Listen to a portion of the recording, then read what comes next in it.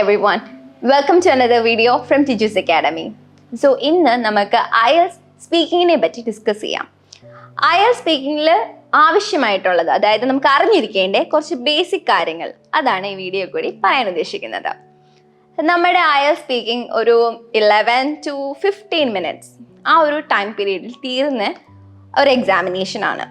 And listening, reading, writing and speaking sub test, ഇങ്ങനെ 4 sub ടെസ്റ്റുകളുണ്ട് IELTS എക്സാമിനേഷന്. അത് നിങ്ങൾക്ക് അറിയാമല്ലോ. സ്പീക്കിംഗ് സബ് ടെസ്റ്റ് മിക്കവാറും നമുക്ക് നമ്മുടെ എക്സാമിനേഷൻ്റെ തലേ ദിവസമോ അല്ലെങ്കിൽ എക്സാമിനേഷൻ കഴിഞ്ഞിട്ടോ ആയിരിക്കും നടത്തുന്നത്. വളരെ റെയർ കേസിൽ 2 ദിവസം, എക്സാമിനേഷൻ്റെ 2 ദിവസം മുമ്പും IELTS സ്പീക്കിങ്ങിന് ഡേറ്റ് കിട്ടാറുണ്ട്. എനിവേ, IELTS സ്പീക്കിങ്ങിൽ ബേസിക് ആയിട്ട് 3 പാർട്ടായിട്ട് ഡിവൈഡ് ചെയ്യാം. Part A, B and C. Part A, first section of IELTS സ്പീക്കിങ്ങിൽ നമ്മുടെ ഫ്രണ്ടിലുള്ള ഇന്റർലോക്യൂട്ടർ നമ്മളെ വെൽക്കം ചെയ്യും, നമ്മുടെ ID ചെക്ക് ചെയ്യും, and then basic warm-up questions and introduction questions like can you please introduce yourself, where you come from, your favorite food, or the place that you love to visit, say something about your hometown, your favorite colors, hobbies, what work are you doing, are you studying, what's your favorite subject, അങ്ങനെ കുറച്ച് personal ക്വസ്റ്റ്യൻസും നമ്മളുടെ introduction ക്വസ്റ്റ്യൻസും. അതാണ് part A of IELTS speaking. പിന്നുള്ളതാണ് cue card. Obviously നിങ്ങൾക്ക് cue card എന്താണെന്ന് അറിയാം, കാരണം IELTS സ്പീക്കിംഗ് എന്ന് കേൾക്കുമ്പോൾ മനസ്സിൽ ആദ്യം വരുന്നത് ക്യൂ കാർഡാണ്. ക്യൂ കാർഡിൽ 1 minute time for preparation and 2 minute time for presentation. ഈ 2 minute ടൈമിൽ നമ്മൾ മാത്രമായിരിക്കും സംസാരിക്കുന്നത്.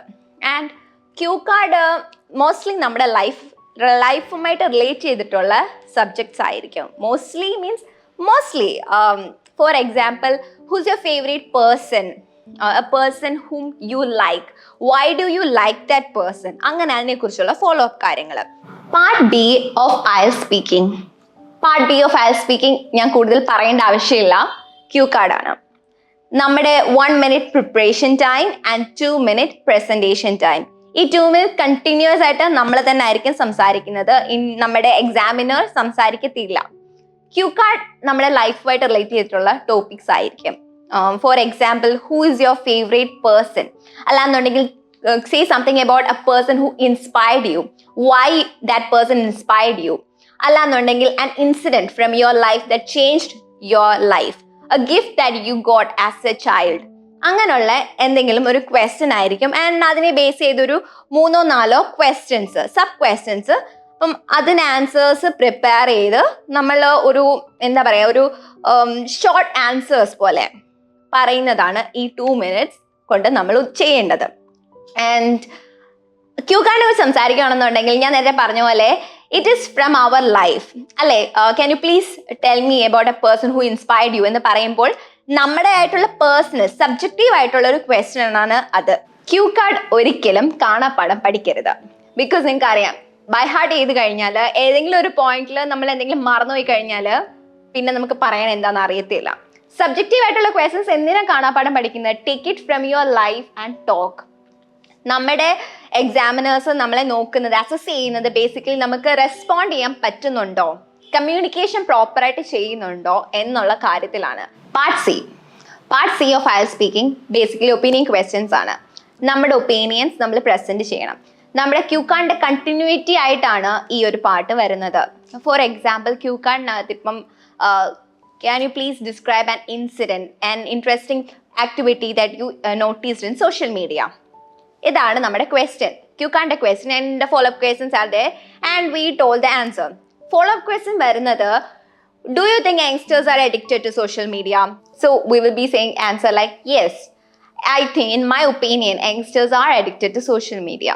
Because when I'm in a public place, I notice that youngsters taking up their computers or laptop, mobile phone and communicate with each other through that media.